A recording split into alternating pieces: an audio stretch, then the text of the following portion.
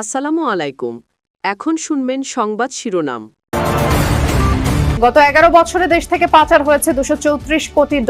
সংসদে জানালেন প্রধানমন্ত্রী। সংবিধানে পরিবর্তন আনতে বিশেষ কমিটি গঠন ইস্যুতে বিরোধীদের ওয়াকআউট। হামের ভয়াবহতা ও আতঙ্কের মাঝে জরুরি টিকা কার্যক্রমের ঘোষণা দিল মন্ত্রণালয়। ৬ মাস থেকে ১০ বছর বয়সীদের ভ্যাকসিন শুরু রোববার। ঢাকার কেরানীগঞ্জে নকল ওষুধ কারখানার সন্ধান। ঘনবসতিপূর্ণ এলাকায় চলছিল উৎপাদন, আসল মেডিসিনের সাথে মিলিয়ে বিক্রি করত একটি চক্র। তেলের জন্য পাম্পে অপেক্ষা আর মজুদ বিরোধী অভিযান অব্যাহত। বেশি দামে জ্বালানি কিনতে বাধ্য হচ্ছে সরকার। ত্রিমুখী চ্যালেঞ্জে অর্থনীতি। তখন শুনছিলেন সংবাদ শিরোনাম, এবার বিস্তারিত। ২০০৯ থেকে ২০২৩ সালের মধ্যে $234 বিলিয়ন অর্থ পাচার হয়েছে বলে জানিয়েছেন প্রধানমন্ত্রী তারেক রহমান।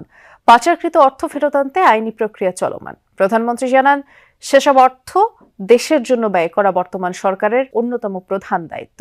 এছাড়া ফ্যামিলি কার্ড বা কৃষক কার্ডের মতো নির্বাচনী প্রতিশ্রুতি বাস্তবায়নের ফলে মূল্যস্ফীতির সংখ্যা নেই বলেও সংসদকে জানান সরকার প্রধান।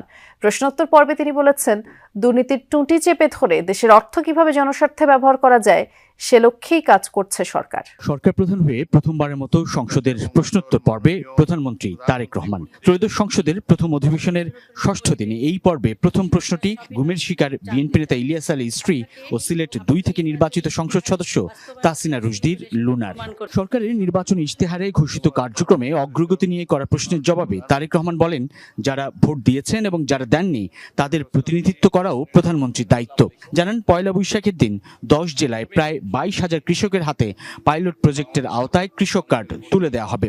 এছাড়া ফ্যামিলি কার্ড, খাল খনন কর্মসূচির মতো নির্বাচনী ইশতেহার বাস্তবায়নে উল্লেখযোগ্য অগ্রগতি হয়েছে। প্রধানমন্ত্রীর কাছে বিরোধী দলীয় সংসদ সদস্য আক্তার হোসেনের প্রশ্ন ছিল, এসব কার্ড বাস্তবায়নে সরকারের বাজেট বরাদ্দ কেমন হবে এবং তা মূল্যস্ফীতির সংখ্যা বাড়াবে কিনা। প্রশ্নোত্তর পর্বে অন্তর্বর্তী সরকার গঠিত শ্বেতপত্র প্রণয়ন কমিটির তথ্য তুলে ধরেন প্রধানমন্ত্রী তারেক রহমান। সংসদকে জানান, পতিত আওয়ামী লীগ শাসনামলে বছরে গড়ে $16 বিলিয়ন পাচার হয়েছে। প্রধানমন্ত্রী জানান, পাচার হওয়া সম্পদ পুনরুদ্ধারকে সর্বোচ্চ অগ্রাধিকার দিচ্ছে তাঁর সরকার।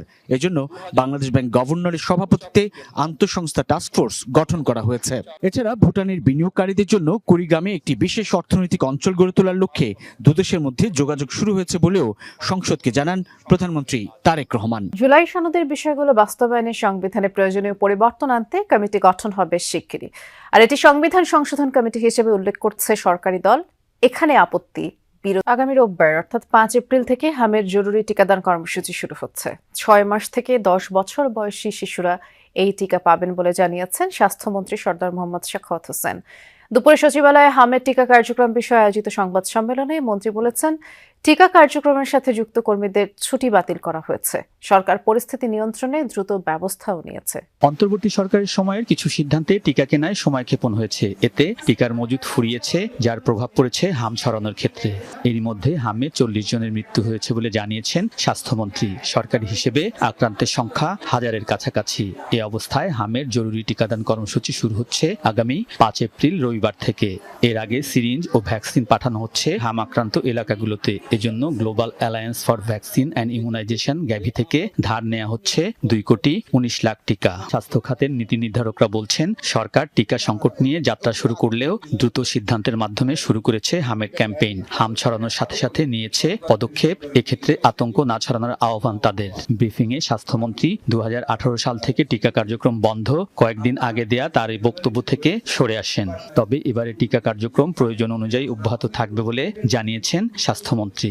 বিপুল বাজেটের এই মিশনের লক্ষ্য নিয়ে একটি প্রতিবেদন থাকছে সংবাদের পরের অংশে। ঢাকার কেরানীগঞ্জের এক কারখানায় তৈরি হচ্ছে ভারতের ৫টি কোম্পানির ওষুধ, কিন্তু সবই নকল। কোনোটি বন্ধ্যাত্ব চিকিৎসার, কোনোটি আবার শিশুদের জন্য। খোদ আমদানিকারক প্রতিষ্ঠানই আসল ওষুধের সাথে এসব নকল ওষুধ সরবরাহ করে আসছে রাজধানীর বিভিন্ন ফার্মেসিতে। বুধবার এই কারখানায় অভিযান চালিয়েছে র্যাব। কেরানীগঞ্জের একটি আবাসিক এলাকা, চারপাশে জনবসতি হলেও দুটি বাসায় আছে কারখানা। এই ওষুধের নাম পিসুটপ, বন্ধ্যাত্ব চিকিৎসায় ব্যবহার হয়। প্রতিটি ট্যাবলেটের বাজার মূল্য ৭৭ টাকা। বড়কে লেখা ভারতীয় কোম্পানি ওরিয়ন লাইফ সায়েন্স বানিয়েছে এটি, অথচ তৈরি হচ্ছে ঢাকার কেরানীগঞ্জে। একই কোম্পানির আরও কয়েকটি ওষুধ বানানো হয় এখানেই। আরেকটি কক্ষে বানানো হয় শিশুদের কয়েক ধরনের মাল্টিভিটামিন। এগুলোর প্রতিটি সিরাপের মূল্য ৩০০ থেকে ৫০০ টাকা। নাম ভিন্ন হলেও সব সিরাপ বানানো হয় একই উপাদানে। ওষুধ ছাড়াও এখানে তৈরি হয় যুক্তরাষ্ট্রের ট্রিলাস্টিন ক্রিম, যার প্রতিটির মূল্য ৬,০০০ টাকা। বাদ যায়নি ভারতীয় মেডিকেটেড শ্যাম্পুও। পাকিস্তান, থাইল্যান্ড ও মালয়েশিয়ার কসমেটিকও তৈরি হয় এখানে।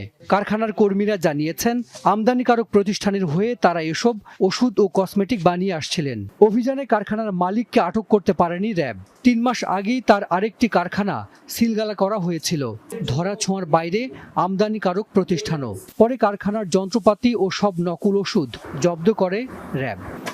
রাজধানী ঢাকার আশপাশের এলাকা, বিশেষ করে কেরানীগঞ্জ, সাভার কিংবা পুরান ঢাকায় অসংখ্য নকল ওষুধ এবং কসমেটিকের কারখানা আছে। এই কারখানায় প্রশাসনের অভিযানে বুধবারও মিলেছে জ্বালানি তেলের অবৈধ মজুদের সন্ধান। দুপুরে চট্টগ্রামে ওয়াসা এলাকায় একটি পেট্রোল পাম্পে ঝটিকা অভিযান পরিচালনা করে জেলা প্রশাসন ও বিএসটিআই, এবং সেখানে প্রদর্শিত তালিকা অনুযায়ী পেট্রোল, অকটেন, ডিজেলের মজুদ সরবরাহের পরিমাণ যাচাই করেন তারা। ফরিদপুরে একটি দোকানে অবৈধভাবে 245 লিটার পেট্রোল মজুত রাখা এবং অতিরিক্ত মূল্যে বিক্রির প্রমাণ পাওয়ায় দোকানিকে অর্থদণ্ড দেয় জেলা প্রশাসন। সিরাজগঞ্জে পৃথক দুটি অভিযানে অবৈধভাবে মজুতকৃত 2100 লিটার ডিজেল উদ্ধার করে জেলা পুলিশ। এছাড়া নাটোরে অবৈধভাবে পেট্রোল মজুদের দায়ে একজনকে জরিমানা করেছে ভ্রাম্যমাণ আদালত। মধ্যপ্রাচ্য যুদ্ধের কারণে বেশি দামে তেল কিনতে বাধ্য হচ্ছে সরকার, তবে বিকল্প বাজার থেকে জ্বালানি তেল সংগ্রহের চেষ্টা অব্যাহত আছে বলে জানিয়েছেন অর্থমন্ত্রী আমির খসরু মাহমুদ চৌধুরী। এর সাথে ভঙ্গুর অর্থনীতি ও জনগণের কাছে দেয়া ইশতেহার রক্ষার ত্রিমুখী চ্যালেঞ্জের মুখে দেশের অর্থনীতি, এমনটিও বলেন তিনি। সংকট মোকাবেলায় আগামীর বাজেট করা হবে বিনিয়োগ, ব্যবসা বান্ধব, তবে গুরুত্ব পাবে নারী, শিশু সহ প্রান্তিক মানুষদের স্বার্থ। জ্বালানি তেলের জন্য ফিলিং স্টেশনের সামনে দীর্ঘ সারি এখন পরিচিত দৃশ্য। একদিকে সরকারের পর্যাপ্ত মজুদের তথ্য, অন্যদিকে পেট্রোল, অকটেনের জন্য সার্বক্ষণিক হাহাকার। আসন্ন বাজেট সহ বাংলাদেশের অর্থনৈতিক পরিস্থিতি নিয়ে সকালে এনবিআর চেয়ারম্যান ও কর্মকর্তাদের সাথে বৈঠক করেন অর্থমন্ত্রী আমির খসরু মাহমুদ চৌধুরী। পরে জ্বালানি তেল নিয়ে কথা বলেন মন্ত্রী। জানান, বিকল্প বাজার থেকে তেল সংগ্রহের চেষ্টা চলছে। বিশ্ব পরিস্থিতির কারণে বেশি দামে তেল কিনতে বাধ্য হচ্ছে সরকারও। অর্থমন্ত্রী আরও জানান, ইশতেহারে দেওয়া জনকল্যাণমূলক নানা প্রকল্পের চ্যালেঞ্জ মোকাবেলা করতে হচ্ছে, তবে এজন্য টাকা ছাপানো বা ঋণ নয়, বরং আগামীর বাজেট বিনিয়োগ ও ব্যবসা বান্ধব করতে চায় সরকার। বিনিয়োগ বাড়াতে এবং নতুন আকৃষ্ট করতে দ্বিপাক্ষিক সম্পর্কগুলো আরও জোরদারের কাজ চলছে বলেও জানিয়েছেন অর্থমন্ত্রী। মার্কিন ইসরায়েলি আগ্রাসনের ব্যাপারে বাংলাদেশের বিবৃতিতে নিন্দা না থাকায় হতাশ ইরান। ঢাকায় নিযুক্ত রাষ্ট্রদূত বলেছেন, কিছু সীমাবদ্ধতা থাকলেও নির্মমতার বিরোধিতা করতে পারে বাংলাদেশ, তবে সরকারকে এখনও আনুষ্ঠানিকভাবে কিছু জানায়নি দূতাবাস। জানান, হরমুজ প্রণালীতে থাকা বাংলাদেশি 6 জাহাজ ছাড়ার ব্যাপারে অনুমোদন দিয়েছে দেশটির নিরাপত্তা কাউন্সিল। রাষ্ট্রদূত বলছেন, মধ্যপ্রাচ্যের কয়েকটি দেশে বাংলাদেশিদের মৃত্যুর ঘটনায় তারা শোকাহত। তার দাবি, সেসব দেশে মার্কিন ঘাঁটি থাকায় ইরান হামলা করেছে। 3 সপ্তাহের হিসাব শেষ, ইরান ইসরায়েল যুক্তরাষ্ট্র যুদ্ধের শুরু হয়েছে মাস গণনা। এরই মধ্যে যুদ্ধে বেসামরিক নাগরিক, নারী ও